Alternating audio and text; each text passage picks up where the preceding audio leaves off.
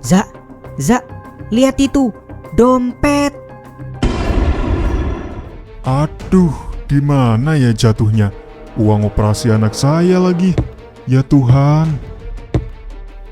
Permisi Pak, apakah Bapak mencari ini? Ini? Iya benar, ini dompet saya.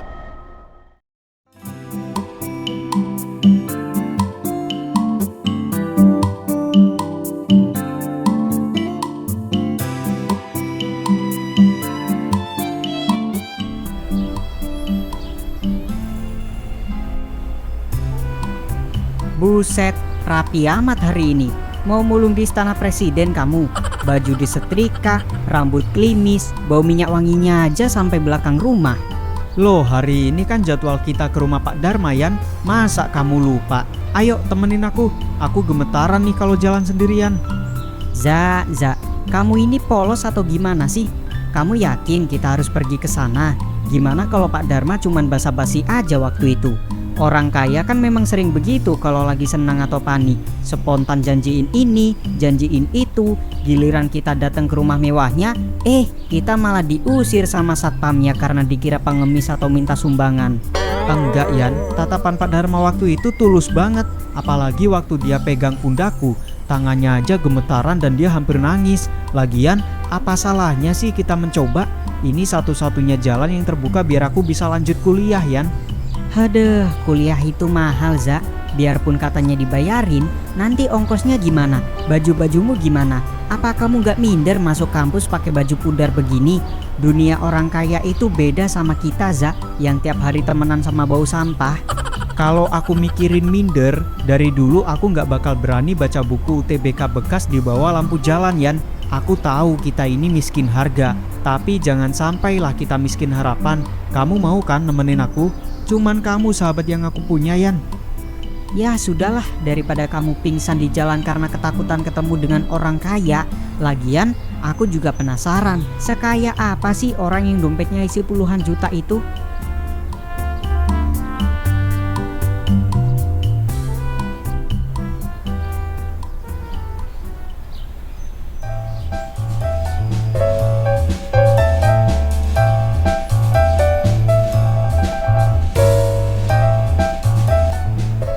Wah, akhirnya yang ditunggu-tunggu datang juga. Jadi mah, ini dia dua anak muda yang papa ceritakan kemarin, Elza dan Rian. Perkenalkan, ini istri saya namanya Bu Lili. Sebelumnya mohon maaf ya Pak, Bu, kalau kami datangnya sedikit terlambat. Tidak apa-apa nak. Ya ampun, jadi kalian berdua ini. Papa sudah cerita banyak sejak beberapa hari lalu. Ibu benar-benar tidak tahu harus membalas kalian dengan cara apa. Uang di dompet yang kalian temukan itu adalah seluruh uang tunai yang kami siapkan untuk biaya operasi darurat anak kami. Tuh kan Za, untung kita nggak jadi pakai buat beli motor second. Diam.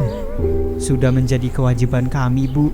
Kami memang bekerja di jalanan, tapi orang tua kami selalu berpesan untuk tidak pernah menyentuh apa yang bukan milik kami. Ngomong-ngomong, gimana keadaan anak ibu sekarang? Syukurlah, berkat doa kalian dan juga uang yang datang tepat waktu, operasinya berjalan lancar. Sekarang dia sudah di ruang pemulihan. Kalau malam itu dompetnya hilang dan Bapak harus pulang ke rumah lagi, mungkin ceritanya akan beda.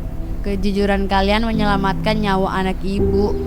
Dan karena itu Elza, saya ingin menepati janji saya. Saya sudah urus semua dengan pihak universitas milik yayasan saya. Mulai semester depan, kamu resmi menjadi mahasiswa di sana. Seluruh biaya kuliah, buku, bahkan uang saku bulanan akan saya tanggung penuh sampai kamu lulus dan pegang ijazah. Pak, Bu, ini terlalu banyak. Saya tidak tahu harus membalas kebaikan ini dengan cara apa. Saya cuma mengembalikan apa yang memang punya Bapak. Kamu tidak perlu membalas kami nak Elza. Cukup belajar yang rajin. Dunia ini terlalu banyak diisi oleh orang-orang pintar yang culas. Kami ingin mendukung orang pintar yang punya hati jujur seperti kamu. Jaga amanah ini dengan baik ya. Nah, sekarang giliran kamu Rian. Saya dengar dari Elza, kamu ini sahabat setianya yang selalu menemani dia keliling. Bahkan motor yang kalian pakai hari ini juga motormu kan? Iya Pak, tapi motornya sering mogok pak. Saya mah cuman modal bensin sama nemenin aja, nggak ikut mikir kayak Elza, hehehe. Nah, kebetulan Nak Rian, perusahaan logistik saya sedang membuka lowongan untuk staf administrasi gudang. Tugasnya hanya mencatat barang masuk dan keluar saja. Gimana kalau kamu kerja di perusahaan saya aja? Saya pak, kerja di kantor bapak. Terima kasih banyak pak, bu. Tapi saya tidak bisa menerima tawaran itu. Yan, kamu ini ngomong apa sih? Ini kesempatan besar buat kamu berubah. Kamu itu beda sama aku, Za. Kamu pintar, tiap malam baca buku. Kamu pantas kuliah. Kalau aku mah cuma modal otot buat ngangkat karung rongsokan. Aku nggak mau egois nerima tawaran Pak Dharma cuman karena kasihan, Za. Yang ada nanti kerjaanku malah berantakan. Rian, dengarkan saya. Di dunia kerja kepintaran itu bisa dicari, tapi kejujuran dan tahu diri seperti yang kamu tunjukkan hari ini, itu adalah karakter yang sangat langka. Saya tidak menawarkan pekerjaan ini karena saya kasihan Nak Rian, tapi karena saya tahu kalau kamu itu adalah anak yang bertanggung jawab. Kamu takut menyusahkan saya. Itu adalah bukti kalau kamu punya hati yang peduli pada tugasmu. Iya Nak Rian, semua hal bisa dipelajari kalau kamu mau mencoba. Bukan cuman itu, Pak, Bu.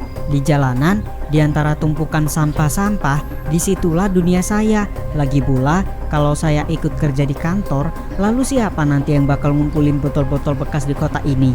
Saya rasa takdir saya memang di sana, Pak. Menjadi seorang pemulung yang jujur sudah lebih dari cukup buat saya.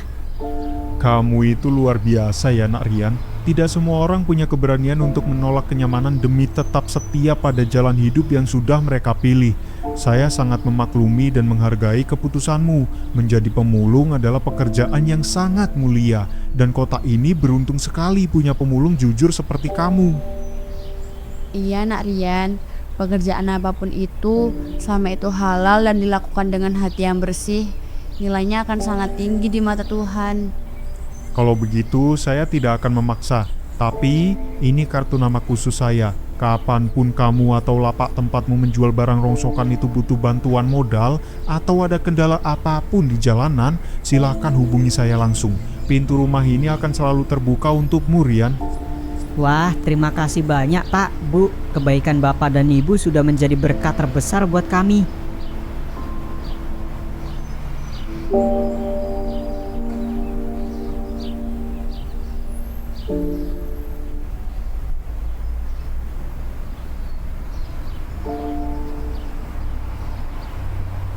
Rian, aku masih lemes rasanya. Kenapa sih kamu tolak? Padahal kalau kamu mau mencoba, kita bisa sukses bareng di tempat yang lebih bersih. Elza, dengar ya, sukses itu nggak harus selalu seragam. Kamu sukses lewat jalur kuliah, itu memang porsimu karena kamu pintar. Nah, kalau aku sukses menjadi pemulung yang mandiri, punya lapak sendiri itu juga udah porsiku. Kamu beneran gak nyesel, Yan? Nanti kalau aku sibuk kuliah, kamu bakal keliling sendirian. Lah, ngapain nyesel? Aku malah bangga setengah mati sama kamu, Za.